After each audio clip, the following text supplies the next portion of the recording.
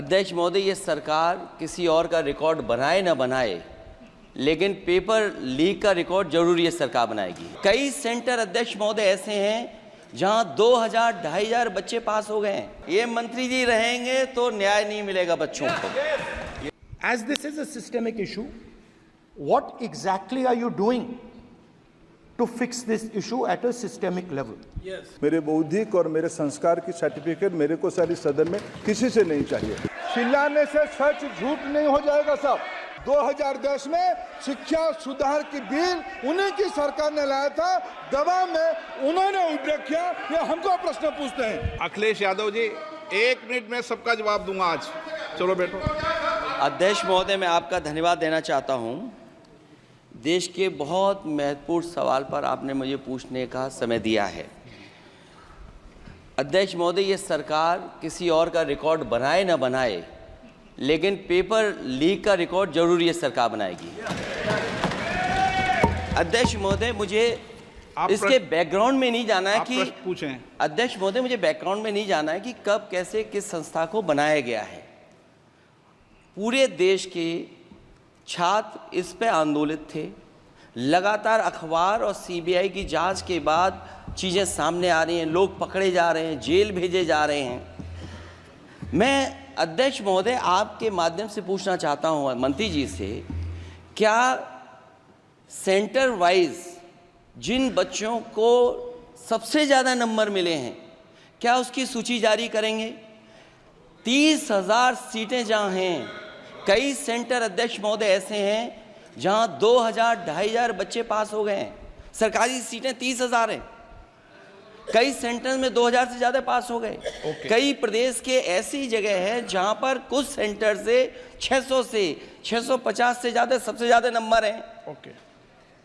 और अगर वो संस्था इतनी क्रेडिबल थी तो अध्यक्ष महोदय, जिन सेंटर्स पे ये परीक्षा हुई उन सेंटर्स का इंफ्रास्ट्रक्चर क्या था? क्या मंत्री जी ने जानकारी की थी इस बात की? अध्यक्ष महोदय, मेरे आपके माध्यम से एक ही निवेदन है कि बिना ये मंत्री जी रहेंगे तो न्याय नहीं मिलेगा बच्चों को। That is why we are asking some very simple questions to Honorable Minister. Number one, as this is a systemic issue, what exactly are you doing to fix this issue at a systemic level? Yes. That's the first question. Okay, question में चल रहा है अभी। Please. अब मैं मंत्री जी, मैं एक बार बोल दूं इस बात पे। चलो मंत्री जी, आप शॉर्ट में जवाब दो, फिर मैं बोल ही देता हूं। आज आप शॉर्ट में जवाब देना। अध्यक्ष महोदय, मेरे जो शिक्षा है, मेरे जो संस्कार है, मेरे जो सामाजिक जीवन है, मेरे को मेरे राज्य की, मेरे सूबे की जनता की स्वीकृति मिली है। मैं किसी की, मेरे बौद्धिक और मेरे संस्कार की सर्टिफिकेट मेरे को सारी सदन में किसी से नहीं चाहिए। देश की प्रजातंत्र में चुन के मेरे नेता प्रधानमंत्री मोदी जी को प्रधानमंत्री की भूमिका दिया है। मैं उनकी निर्णय से यहाँ उत्तर दे रहा हूँ सदन को। बाकी ये कहना, चिल्लाने से सच झूठ नहीं हो जाएगा साहब। ये जो कहा गया, देश की अभी की एग्जामिनेशन सिस्टम रबिश है सर। इससे दुर्भाग्यजनक बयान देश की नेता प्रतिपक्ष का कुछ नहीं हो सकता है सर। मैं कठोर शब्द से इसको निंदा करता हूं। बाकी रहा, मैं सर आपके सामने, आपके माध्यम से देश के सामने सर एक तथ्य रखता हूं सर। जिन्होंने रिमोट से सरकारें चलाई है, 2010 में 3 बिल आया था सर शिक्षा सुधार के लिए। उन्हीं की पार्टी के नेता आदरणीय कपिल सिब्बल साहब 3 बिल लाए थे।